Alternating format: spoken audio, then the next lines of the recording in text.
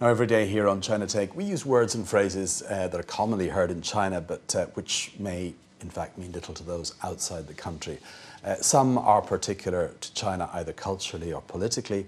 Some are uniquely Chinese in their meaning and impossible to translate. Others are simply catchphrases or perhaps online slang that have become popular through news stories or events. But all of them give a little insight into how China works and how Chinese people think, live and express themselves. So, in this occasional section on China Take, we aim to make the meaning of some of those words and phrases a little clearer and explain why they've become Chinese buzzwords. And today, H is for Hukou.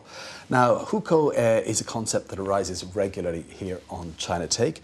It has to do, what is it? Basically, it concerns the document known as the Household Register or the Permanent Residence Permit, something that has been used for centuries in many Asian countries, in effect, to register where people come from, link them to a particular place. It's a family book and it details your name, a bit of information about you, personal details, and relationships to other people in that family, and importantly, where you live.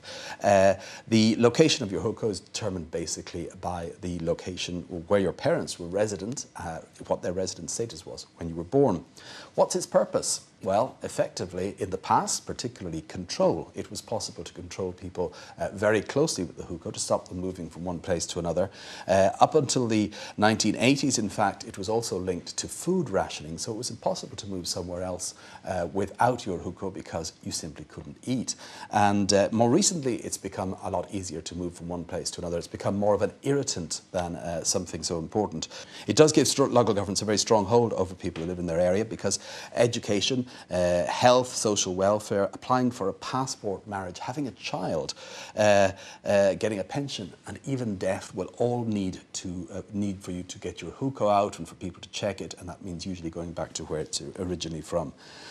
New uses for the hukou have been found recently whereby it is dependent on whether your hukou is in Beijing, whether you can buy an apartment in the city. The same thing has been done in Shanghai.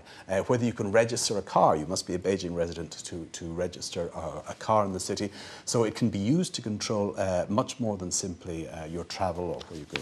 And it's not just the Chinese government that find the hukou useful. In fact, when people from China are applying for visas to go to other countries, many embassies will have a look at their hukou and say, you come from an area where a lot of people have not complied with their visa regulations, therefore we're going to look at it a lot more carefully. In some cases, they simply blacklist people who have hukous from certain areas. But the big problem with the hukou in China today is the urban versus rural debate. And this means that you have a hukou from a rural area or from a city.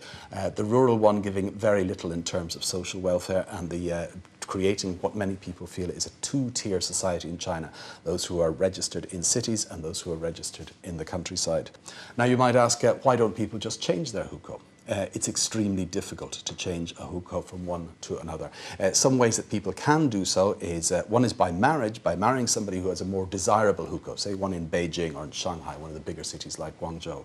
But if you marry that person, rather like getting a marriage or a green card for a spouse in the United States, it's almost as complicated as that, and sometimes the waiting period can be up to 5 years. Other ways of changing the hukou: studying in a university in one of the cities, say in Beijing, and following that, being one of the lucky ones to get a job in an area which the Beijing government feels it wants more people employed in that area, and then you're in a competition with several thousand others for those privileged hukous for Beijing.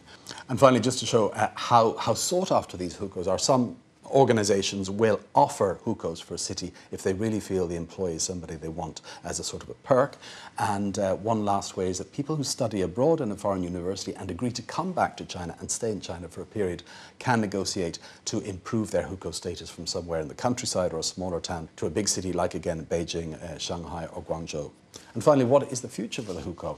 Well, it seems that there is a gradual movement towards its getting rid of it. There's been moves to relax the rules, but generally the government is very, very cautious because it does have that useful power that it means that you can, if necessary, put that control back onto people. So it's sort of 2 steps forward, 1 step back. Some argue that abolishing it completely would be disastrous for the country because you would have a huge influx of people from the countryside into the cities, which would be unsustainable. And they liken it to doing away with visas right around the world and allowing people to travel wherever they wanted. Seen generally by many as a necessary evil, depending on who they are. Those obviously in the cities like Beijing and Guangzhou and the big cities on the East Coast who have those hukous that are so sought after, pretty pleased with them. A different view probably from the people in the countryside. And that's our view on the hukou, one of the most important documents in a Chinese person's life.